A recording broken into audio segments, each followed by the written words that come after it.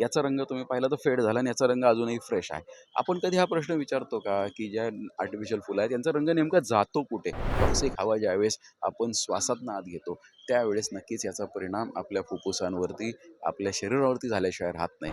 Already तरतूद आहे. Artificial फुलं वापरण्यावरती नियमावलीसुद्धा आहे. दुर्दैव असं आहे, की ती नियमावली तपासण्यासाठी तेवढी सक्षम यंत्रणा आपल्या सरकारकडे नाही. अर्थसंकल्पीय अधिवेशन आहे आणि आजच्या दिवशी विरोधकांकडनं सत्ताधाऱ्यांना कैचित पकडण्याचं काम केलं नाही. मात्र सत्ताधारी पक्षातीलच आमदार हा एक गुच्छ घेऊन आलेला आहे विधान भवनामध्ये. हे दोन प्रकारचे गुच्छ आहे, एक सुकलेला गुच्छ आहे आणि एक फ्रेश वाटलेला. परंतु हे फुलं आहे ना प्लॅस्टिकचे. हे पाहिल्या समजतं.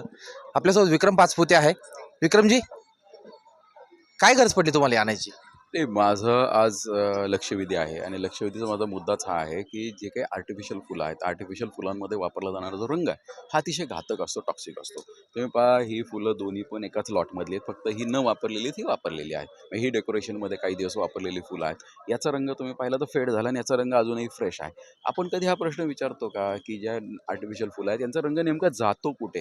आपण जर ह्याचं माहिती घेतली, ह्याचा रिसर्च केला, तर एक गोष्ट प्रकर्षाने लक्षात येतो. हा रंग जो फेड होतो, हा वातावरणामध्ये जातो, हवेमध्ये जातो आणि ती हवा नुसती पोल्युटेड होत नाही तर टॉक्सिक होते आणि ही टॉक्सिक हवा ज्यावेळेस आपण श्वासातनं आत घेतो त्यावेळेस नक्कीच याचा परिणाम आपल्या फुफ्फुसांवरती, आपल्या शरीरावरती झाल्याशिवाय राहत नाही. त्यामुळे माझी सरकारला विनंती असणार आहे, आर्टिफिशियल फुलं जी आहेत, त्याचबरोबर जी स्वस्तातली खेळणी आहेत, याच्यावरती कुठेतरी आता बंधनं आणणं गरजेचं आहे. बंधनं ऑलरेडी सरकारची आहेत, पण बंधनं आणून काही फरक पडत नाही आहे, तर याच्यावरती बंदी आणली पाहिजे. या गोष्टींवरती आपण कंट्रोलिंग योग्य पद्धतीने करू शकत नसेल, तर अशा गोष्टींना जर बंदी आणली, याचा अवेअरनेस क्रिएट झाला, तर नक्कीच याचा फायदा झाल्याशिवाय राहणार नाही. कारण ही लहान मुलांना आपण खेळणी देत असताना ती खेळणी मुलं नुसती श्वासाने आत घेत नाहीत, तर ती चावतात सुद्धा, तोंडात घालतात. त्यामुळे तुम्ही विचार करा किती टॉक्सिक केमिकल्स ही लहान मुलांच्या शरीरामध्ये जात असतील. अ, पहिलं पनीर, नंतर गुटखा आणि आता हे प्लास्टिक फुलं.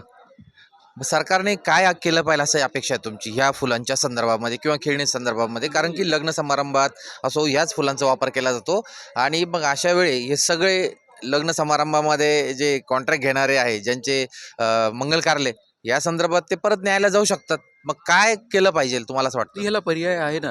मुळात काय आहे, की ज्यावेळेस आपण ह्या प्लास्टिकच्या फुलांवर बंदी आणू, त्यावेळेस नॅचरल फुलं वापरू शकतात ते. पूर्वीसुद्धा कार्य होत होते, कार्यक्रम होत होते, लोकं नॅचरल फुलं वापरत होते.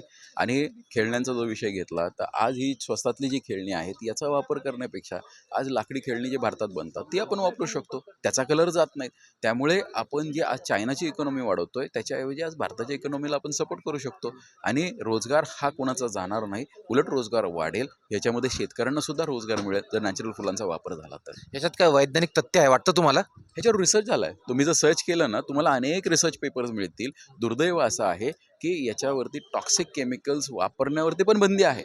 पण ही खूप स्वस्त आहेत. त्यामुळे लोकं फायद्यासाठी, सर्वसामान्य व्यापारी फायद्यासाठी हे केमिकल्स वापरतात.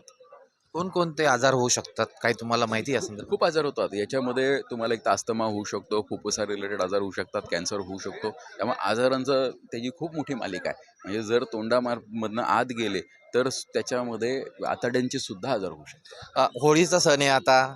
त्यानंतर खरं जर पाहिलं तर आता या काळामध्ये कृत्रिम प्रकारचे कृत्रिम रंग असतात. नॅचरल रंग वापरायची म्हणजे आवाहन केलं जात असतं आणि हे प्लॅस्टिक जो आहे ना गटारमध्ये तुंबून प्राण्यांना देखील याचा त्रास होत असतो.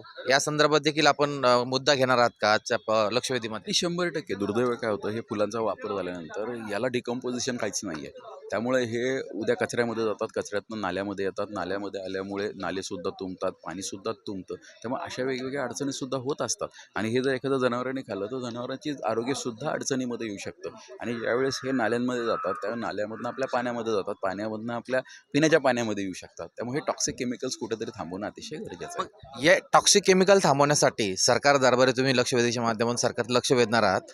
तर त्यामध्ये तुम्ही अशी की कल्पना दिली की सरकार तुम्ही हे करू शकता, तुमच्याकडे त्याचा प्लॅन तयार आहे का एखादा?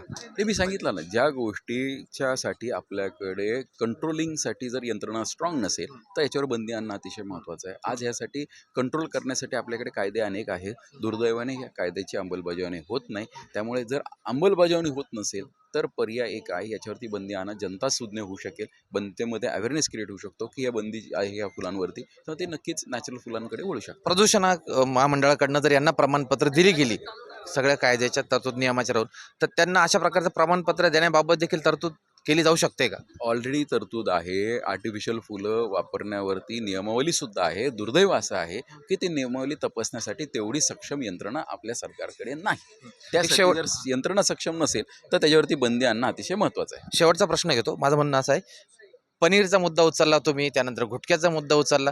खरोखरच तुमचे उचललेले मुद्दे सरकारने तडीस नेले, त्यावर बंदी घातली आहे का?